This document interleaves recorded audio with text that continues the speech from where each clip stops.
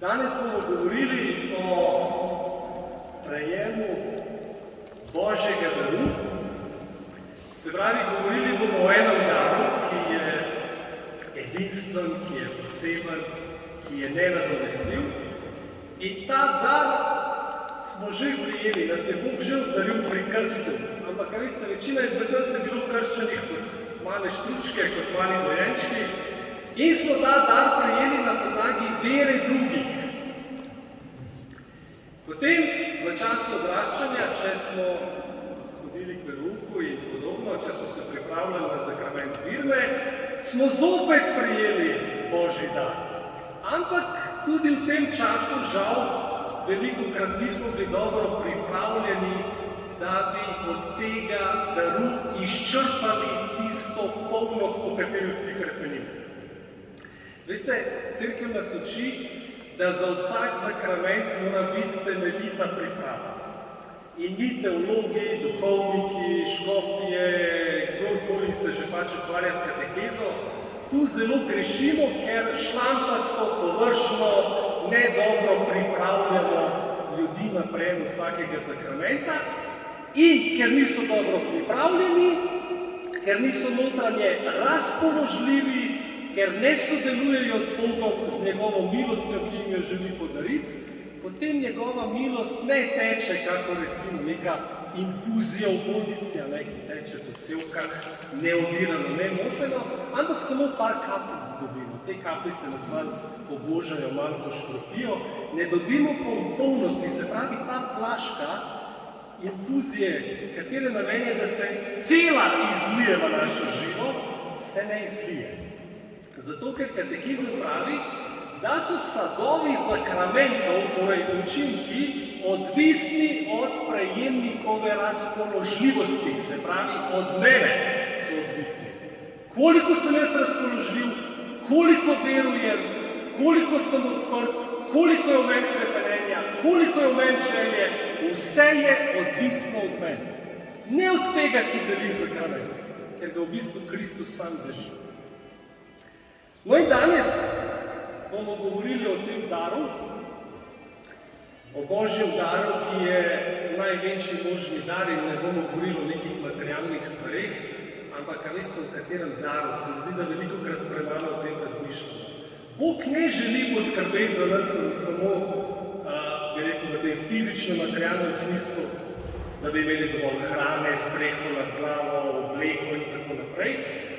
Ne želi nas obdariti samo na tem zunanjem, fizičnem področju, ampak nam želi podariti samega sebe. V tem je point, bistvo današnjega razmišljanja. Samega sebe želi nam dati. In kaj je več od tega? Ne obstaja več.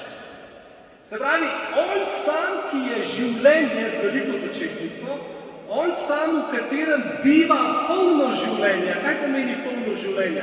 Si predstavljate, da je naše življenje brez zaskrbljenosti, strahov, tesnobe, žalosti, jeze, sovraštva, kritiziranja, obsojanja, zavisti, obtoževanja, ne vem česa še. Vsega tega, kar nam jemlje življenje, kar nam na nek način pije življenjsko energijo, življenjsko silo, kako bi bilo fajn živeti brez tega?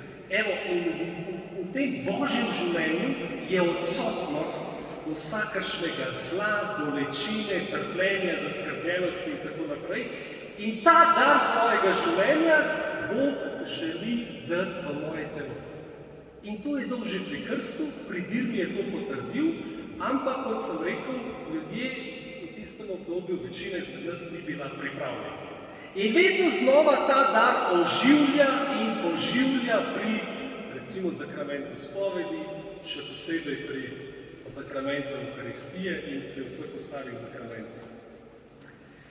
No, da bi pa prejeli ta dar, da bi sprejeli tega mogočnega, velikega, ljubečega, najpomembnejšega, najmočnejšega gosta v svoje telo, je pa treba pripraviti prostor.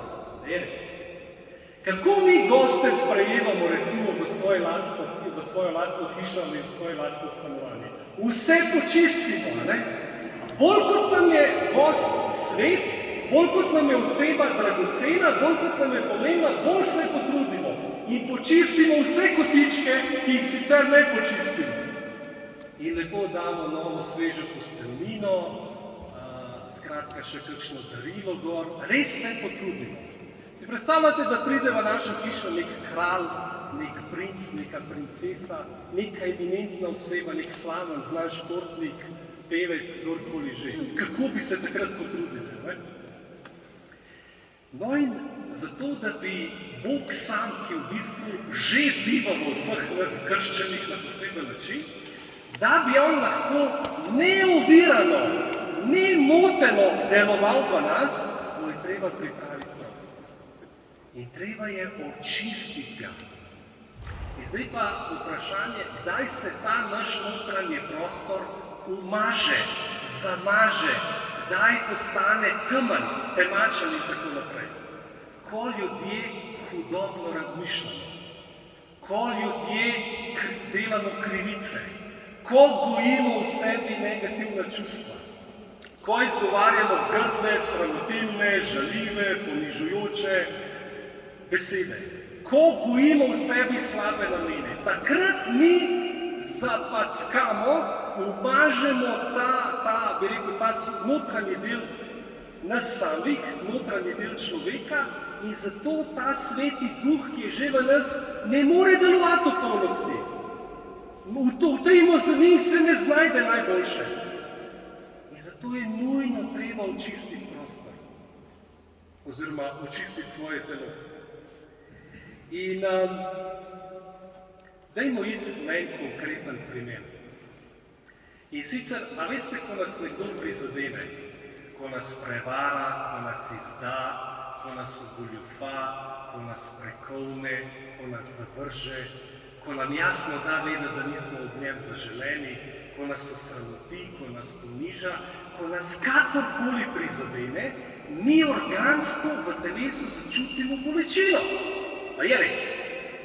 In potem kaj se dogaja? Ko smo sami, predvsem, se nam urinjajo negativne misli o tem človeku. In kakšne so te misli? Te misli so na način takšne, da bi ga obtoževali, obsojali, zaničevali, da bi ga kritizirali, da bi ga upravljali, da bi mu privoščili slabo, da bi mu privoščili trpljenje, bolezen, bolečino in tako naprej. Te misli nas napadajo in te misli so neumorne. A to samo jaz doživljam ali tudi vi? Vemo, o čem govorimo, ne? Torej, te misli hudobne, negativne, hočejo osvojiti mojo glavo, moj mišljenjski svet. In mi naredimo tu ključno napako, ker jih sprejmemo. Ker se ne osredotočimo na nekaj drugega. Ker pozornost ne preusmerimo na nekaj drugega, najbolje bi bilo na Jezusa samega. Zato, ker samo v Jezusovem imenu in v Jezusovej prisotnosti te hudobne misli izgubljajo moč in se morajo odmikati. Ker pa jih mi sprejmemo, te misli začnejo prodirati v našo notranjost in napadajo to našo ranjenost in nam napadajo naša čustva in želijo, da mi negativna čustva gojimo v sebi. Vidite, najprej, miselni svet potem gre na naš psihosomatski svet. In kaj se dogaja? Mi začutimo v telesu napetost, težo in tega človeka ga začnemo velikokrat ali v mislih ali tudi z besedami obtoževati, obsojati, se jeziti, besneti, sovražiti in ne vem kaj še vse. In tu čutimo napetost. Ali pa mogoče tudi v prsnem košu.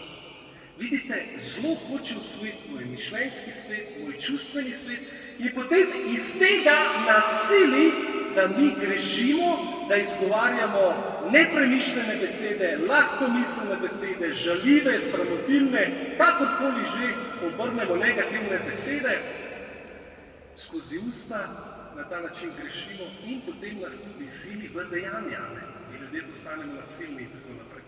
Vidite, zakaj vam govorim o tem primeru? Zato, ker bi vam rad plastično predstavil, kako nas zelo želi celotnega osvojiti. In veste, ko mi kritiziramo, dajte enkrat test narediti, ne grešiti zdaj zavestno, ampak če vam bo kdaj ušlo. Ko mi kritiziramo 10 minut nekoga, 15 minut, ko opravljamo 10-15 minut nekoga, ko ga obsojamo, ko ga obtožujemo, ko jamramo, ko godrnjamo, ko obrekujemo, ko lažemo, ko goljufamo, ko gojimo ali izgovarjamo kakršnokoli zlo. Veste, kaj se takrat z našim telesom dogaja? Potem, ko končamo, mi smo notranje izmozgani, izčrpani, utrujeni po takšnem pogovoru in po teh besedah. Ker naredite test, pa boste videli. To je čista resnica. Zakaj? Zato, ker te sile zla so kot pijavke, so kot vampirji, ki me najprej zapeljujejo, zavajajo, da jim jaz sledim, njihovim navdihom, njihovemu zapeljevanju, potem pa mi pijejo kri. Pijejo. In kaj se dogaja? Jaz te grehe ponavljam, telo je vedno znova v krču, je napeto in ne zdrži več in pride do tako imenovanih psihosomatskih bolečin in bolezni. A vidite, dragi moji, treba je Bogu pripraviti prostor, pa ne samo Bogu, tudi pa našo korist, našemu telesu, če hočete, če smo tukaj malo sebični, da to zlo damo ven iz sebe. In veste, ozdravljenje od tega zla, osvoboditev od tega zla, ki napada naše misli, naše rane, naše čustva, našega celotnega človeka, ne obstaja v nekih tabletkah, v nekem materialnem zdravilu, v neki vaji, v neki tehniki, ampak samo na en način. Na način, da Jezusa prosimo odpuščanja, da se ponižamo, da prevzamemo odgovornost za svoje besede, da nehamo na druge kazati s prstom. Češ, on je kriv, ona je kriva, da sem jaz potem to izrekel, da sem ono izrekel, da sem storil to in ono. Ker mi ljudje smo genialni v iskanju izgovorov in upravičil. Za vsako besedo, za vsako dejanje najdemo upravičilo in izgovor. Vidite, in to pomeni, da nismo realni v življenju. To pomeni, da nismo skladni z resnico v življenju. To pomeni, da bežimo pred odgovornostjo. In na ta način ta Sveti Duh ne more delovati v meni okolnosti. Ne more. Ker ga ta umazanija na nek način tera stran. Oziroma jaz sam sebe s to umazanijo teram stran od njega. Ne more delovati. In Bog si želi, da pristopamo k njemu, takole na Sveto pismo spodbuja, da naj samo priznamo svojo krivdo, da naj bomo iskreni, da naj se ponižamo. Kaj pomeni ponižati se? Ponižati se pomeni biti resničen, biti stvaren, biti realen, povedati tako, kot je. In ljudje se ne okužujemo, se ne zastrupljamo, s tem zlim samo takrat, ko nas nekdo prizadene in ko grešimo, ampak tudi, ko iščemo mir, ko iščemo ljubezen, ko iščemo sprejetost, ko iščemo odgovore na življenjska vprašanja, ko iščemo zdravje, ko iščemo mir, ko iščemo polno življenja na vseh možnih mestih, kjer ne priznavajo Boga za stvarnika, kjer ne priznavajo Jezusa Kristusa za edinega Gospoda in odrešenika in za Božjega Sina. To so tako imenovane neštete tehnike, vaje, meditacije s takšno in drugačno vsebino. Danes so popularna zelo zdravljenja z energijami, z bioenergijo, s či energijo, ki energijo, prana terapija, torej z energijo prana, kundalini in tako naprej.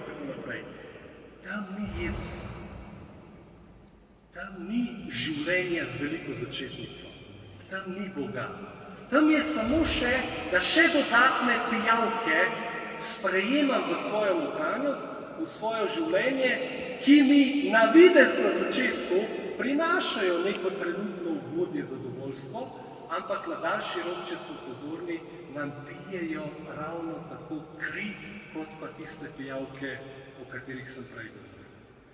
Ker hudobija zelo hoče človeka uničiti, do konca uničiti. In poglejte, mi katoličani imamo izjemen privilegij, ne budisti, ne muslimani, ne hindujci, ne kako drugače verujoči, nimajo privilegija in kako bi rekel, ideje oziroma nimajo poti, kako se reši zla, v katerega se vse pogreznil kot v živo blato. Mi se iz živega blata ne moramo sami rešiti, da je res. Lahko samo stegujemo roke, dokler roke se ne pogreznejo v blato, tako potem niti tega ne moremo in nekdo drug mora priti, da nas potegne ven. In Jezus hoče iz nas kakor nek sesalec izsesati vso to zlo, v katerega smo se pogreznili. In zakaj vse to govorim? Zato, ker je treba za gosta, za eminentnega gosta konkretno pripraviti prostor. In zato je moja želja, veste kaj, da bi izkoristili ta neizmeren privilegij Jezusovega odpuščanja, ki nam ga ponuja v zakramentu spovedi, ki je v bistvu v prvi vrsti sakrament ozdravljenja od česa? Od zla. Je osvoboditev od zla. In Jezus nas tam čaka kot džentelmen, kot zdravnik, ki nas želi ozdravljati, osvobajati, očiščevati tiste stvari, katere mu iskreno priznavamo in katere resnično obžalujemo.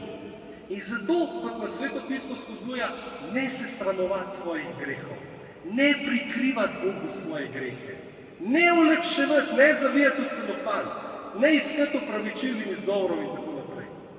In moja želja je, veste, ljudje smo res eni, prostite izrazu, buksani. Lekarne so stalno polne, zdravstvene ambulante stalno polne, urgence stalno polne. Če že ne čisto polne, pa skoraj polne. A najpomembnejše ambulante, duhovne ambulante, kjer se človek reši največjega sovražnika zdravja, organizma, imunskega sistema, človeške narave, pa stalno prazne. Tam enkrat, dvakrat na leto se malo nafine, če se, pa še to šlampasto, površno pristopno. A veste, včasih naletim na koga, ki pravi, da nima greha, z drugimi besedami, da še poenostavno rečem, da ni nič slabega naredil, da ni nič krivičnega naredil. In reče temu gospodu ali tej gospe, kaj to pomeni? Da vaše misli so vedno čiste, da imate vi vedno čiste misli glede drugih in sebe. In reče, ne, to pa ne. Torej, greh ni samo v dejanjih, greh se začne v mislih. In kot sem prej ponazoril s tistim primerom, najprej napada naše misli, ker hoče misli osvojiti. In hoče, da mi sprejmemo in potem preko tega želi naš psihosomatski svet osvojiti, da nas od znotraj uničuje, da nas od znotraj, da nam povzroča napetosti, krče in to vpliva seveda tudi na cirkulacijo krvi, na vse te procese, ki potekajo v organizmu in tako naprej. In medicina kaj pravi? Da 80% bolezni je psihosomatskega izvora in nima zdravila za to. Samo nekako krpa, ne? Odpira, šiva, reže, ne more pa čisto krpati. Zakaj? Ker nima ozdravljenja od zla. In veste, a vidite, kakšni privilegiranci smo mi? Jezus nam zastonj ponuja ozdravljenje od zla in od nas želi samo, dajte to ven iz sebe.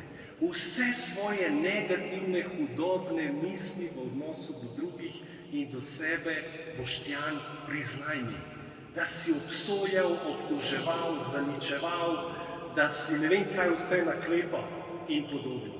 Vsa svoja negativna čustva, da jih ubesedimo, priznamo in Jezusa prosimo odpuščanja in ne samo odpuščanja, tudi da nas osvobodi teh sil zla, ki nas vedno znova potem napadajo, zapeljujejo in silijo, da bi ponavljali to, kar smo do tega trenutka spovedi počeli. Da nas osvobodi tega. In potem, ko mi iskreno to vse priznamo, ko Boga prosimo odpuščanja, ko se skašljamo, ko on kot neke vrste najsodobnejši sesalec iz tega telesa, iz naše glave, iz naše notranjosti, usrka ven vse tisto zlo, ki smo si ga vede ali ne vede nakopičili, potem je hiša prazna, je čista, je pripravljena in naslednjič, ko bo molitev za izlitje Svetega Duha, se pravi tega Svetega Duha, ki že biva v nas, v bistvu bodo molilci prosili, da ga Bog osvobodi, da ga nekako, da mu nekako določene, v narekovajih rečeno, verige da iz njega dol. Da bomo prosili, naj nas z njim napolni, naj nas poživi, razživi, naj ga oživi. Zdaj, katere darove, katere karizme nam bodo, to sploh ni najbolj pomembno. Najbolj je pomembno, da ga prosimo, če smo že pri darovih, naj nam da dar ljubezni, da bomo bolj ljubili. Dar poguma, da se ne bomo sramovali krščanstva in Kristusa in pričevanja zanj v tem svetu, v katerem živimo. Dar samoobvladanja, da bi se lahko obvladali. Ker ko je človek pod vplivom zla, ko je več ko je zla v meni, težje se obvladujemo. In zato kaj posledično, kaj postanemo zasvojeni z nečem. Stalno ponavljamo, ne moramo se obvladovati. Zato je dar samoobvladanja eden izmed tistih 3 darov, ki jih Pavel našteva, da smo jih prejeli, ko smo bili krščeni, ko smo prejeli dar Svetega Duha. In potem dar veselja, radosti in tako dalje in tako dalje. Tako da, imam še par minutk. Prvo stvar smo obdelali, zdaj bi pa še par besed spregovoril o naslednji stvari, kako še Bogu pripraviti prostor in sicer ne samo, da Jezusa iskreno prosimo odpuščanja.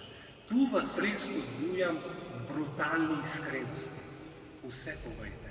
O svojih pohlepnih nagnjenih, pohotnih nagnjenih, nečistih mislih, prevarah, goljufijah, ne vem kaj še vse. Totalno bodimo brutalno iskreni pred njim. Zato, da res ves ta virus zla izsesa iz nas.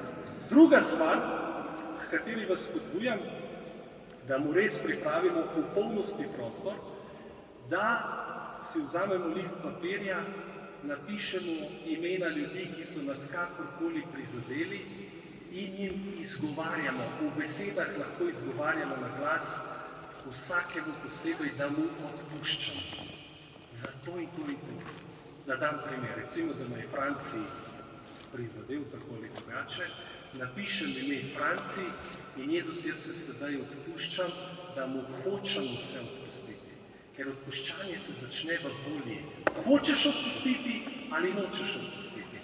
Hočem odpustiti in Jezus, jaz mu sedaj odpuščam zato, da je grdo govoril o meni, da me je blatil, da me je sramotil, da me je zavrgel, da me je ponižal, da me je prevaral, goljufal, da mi je ne vem kaj vse naredil. In naslednjo ime, in naslednjo ime, in naslednjo ime. Ni vam treba kopati po sebi. Samo Jezus, daj me spomni ljudi, ki so me prizadeli in jaz ti sedaj izrekam, da jim hočem odpustiti, ti mi pa daj moč, da jim odpustim.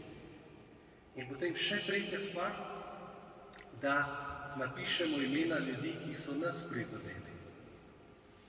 Tako ali drugače. In da tudi to ubesedimo. In da izrečemo Jezusu, hočem odpustiti, ti mi pomagaj in odpuščam Franciju za to in to in to. Malo sem obrnil, hotel sem nekaj drugega, zdaj sem se še zavedal, da sem malo narobe povedal. Hotel sem reči, da odpuščamo, drugi spisek je pa, da napišemo imena ljudi, ki smo jih mi prizadeli. To sem že povedal. Da napišemo imena ljudi, ki smo jih mi prizadeli in da njih v molitvi prosimo odpuščanja. Ker Bog jemlje resno našo molitev, našo željo, še posebej imena tistih ljudi, ki jih ne moremo v živo prositi odpuščanja. ker so umrli, ker so oddaljeni, ker so nesposobni pogovora, ker nas zavračajo in podobno. V molitvi, da jih prosimo odpuščanja. In dragi moji, to naši duši in telesu izjemno koristi. Izjemno. To je balsam za dušo in za telo. Zato, ker ko mi prosimo Boga odpuščanja, gre zelo en vidik zla iz nas ven.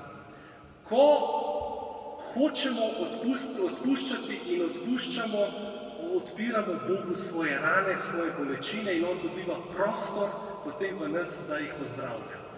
Potem pa še tiste tretje zlo, ki je prisotno v nas, se pravi, ko smo mi nekoga prizadeli, da še na tem področju poskrbimo, da prosimo te ljudi odpuščanja in pa tudi ne samo to, da prosimo Jezusa, daj ti Franciju zaceli vse rane, ki sem jih jaz povzročil.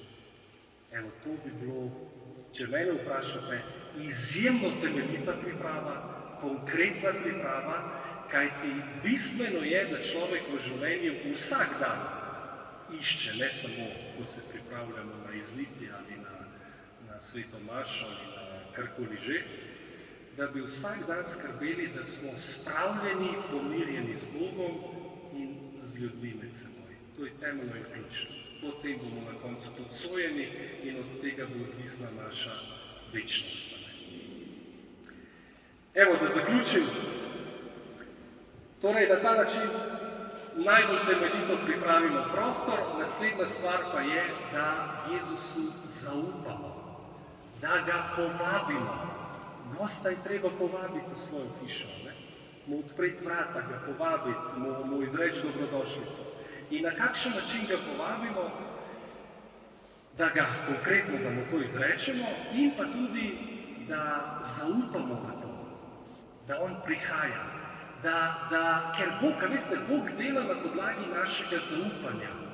Naj bo tako veliko ali pa ne vem, kakorkoli. Ni pomembno, koliko ga je. Da je vsaj malo, da je v nas malo hrepenenja, želje, zaupanja. Kajti Jezus kaj pravi? Spreobrnite se in verujte Evangeliju. Torej, ta prvi del smo prej govorili, potem pa zaupajte mi, da želim priti. Povabi me. Konkretno. Jezus, pridi v moje srce, izročam ti svoje življenje. Saj boste na naslednjem srečanju že veliko o tem govorili, jaz bi zdaj samo kratek uvod v to naredil. Pridi v moje srce, vabim te, ti si moj Bog in moj odrešenik. Zakaj to govorim? Zato, ker pri krstu so izpovedali namesto nas vero naši starši, botri, župnijsko občestvo. Pri sveti birmi smo mi izpovedali vero, ta vera takrat je bila, Bog ve, koliko smo se sploh zavedali. Evo, zdaj smo pa izzvani, da kot odrasli zavestno s hrepenenjem, željem izpovemo vero. In ko mi izpovemo vero, odpremo temu gostu vrata na stežaj. In na ta način potem po molitvi se dogaja, lahko boste kaj čutili, lahko ne boste ničesar čutili, ne se zanašati na občutke, to ni pomembno in to ni bistveno. Gre za to, da Sveti Duh potem, ko se ga prosi, da se razlije, da se izlije, ima neoviran prostor. Prepreke, ovire so odstranjene in on lahko potem v meni dela, kar hoče. In kaj je bistvo vsega tega, da naše življenje postane boljše, kvalitetnejše, lažje. Da je v nas manj zla, manj strahov, manj tesnobe, manj bolečine, manj zaskrbljenosti in podobno. In kdo na tem svetu si ne želi imeti takšnega življenja? Moraš biti v glavi manj premaknjena, če si ne želiš takšnega življenja. Se pravi, da je tu v prsnem košu mir, da ni nič ne stiska, da je v želodcu mir, da je notri totalen mir in da je neka harmonija. Da ni nobenega, ki bi me kot neko trnje stalno od znotraj špikal, ki bi mi povzročal takšne in drugačne napetosti. In v tem je bistvo daru Svetega Duha, da nam da drugačno življenje, da nam da boljše življenje, da nam da nov pogled, nove oči, nov način doživljanja, da nam da novo življenje, v katerem je svoboda, da se lahko obvladujemo globlje in globlje in da postaja naše življenje vse bolj podobno življenje Jezusa Kristusa. In takega življenja sem prepričan, bi si želel vsak človek na tem svetu, kajti Jezusovo življenje je življenje v popolni svobodi.